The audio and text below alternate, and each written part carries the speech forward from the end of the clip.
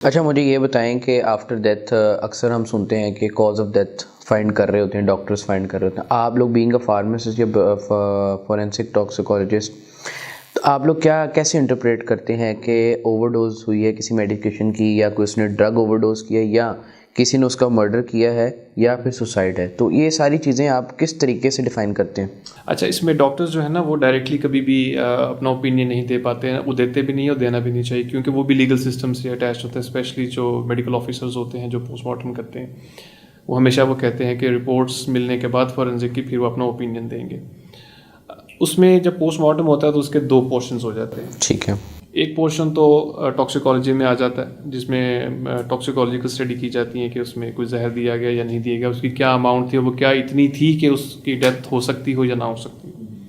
दूसरा पोर्शन जो है वो फोरेंसिक पैथोलॉजी में जाता है। तो फोरेंसिक पैथोलॉजी में वही स्लाइड्स बना के और माइक्रोस्कोपिक लेवल पे सेल्स को देखा जाता है, उसमें डेथ हुई है नहीं हुई। मैं छोटी सी एक एग्जांपल से इसको क्लियर करता हूँ।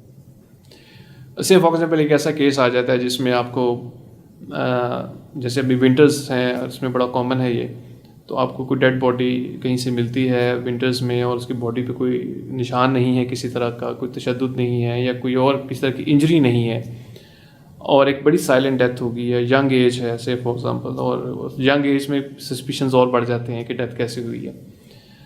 तो उसमें फोरेंसिक पैथोलॉजिस्ट एंड टॉक्सिकोलॉजिस्ट का रोल बड़ा इंपॉर्टेंट है। तो आमतौर पे आपने सुना होगा कि कुछ जगहों पे हीटर्स की वजह से डेथ हो जाती है, या एक दो ऐसी मिसालें हैं जिसमें गाड़ियां खड़ी थी या चल रही थी तो उसमें कार्बन मोनोऑक्साइड मरी का एक वाक़या बड़ा मशहूर है, बहुत ज़्यादा बंदे मर गए थे, कार्बन मोनोऑक्साइड की वजह से डेथ हो गई है। तो उसमें फोरेंसिक पैथोलॉजिस्ट एंड टॉक्सिकोलॉजिस्ट दोनों इस चीज़ को डिफरेंशिएट कर सकते हैं। ठीक है। या किसी जगह पे आग लग जाती है, आग लगने से एक डेड बॉडी मिल गई है, तो हमने देखना है किसी कॉज ऑफ डेथ क्या है, कॉज ऑफ डेथ क्या आग थी या नहीं थी।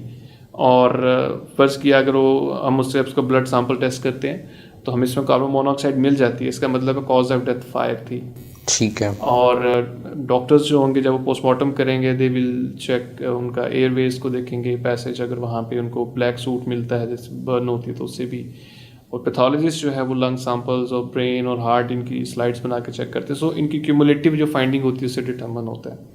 लेकिन अगर वो कॉज ऑफ डेथ फायर नहीं थी, किसी को मर्डर किया गया और मर्डर करने के बाद उस जगह पे आग लगा दी गई, एक केस एक सिनेरियो बनाने के लिए। हाँ ठीक, इसको कैसे डिफरेंशिएट करते हैं? काफ़ी इंटरेस्टिंग है कि अगर किसी ने मर्डर किया है किसी का और फिर उसको बाद में आग लगाई है, तो आप लोग किस तरीके से उसको डिस्क्लोज करते हैं? तो इसमें भी यही है, जब उसकी जब हम ब्लड सैंपल टेस्ट करेंगे उसका और हमें इसमें कार्बन मोनोऑक्साइड नहीं मिलेगी तो obviously he was not breathing when he was in the fire.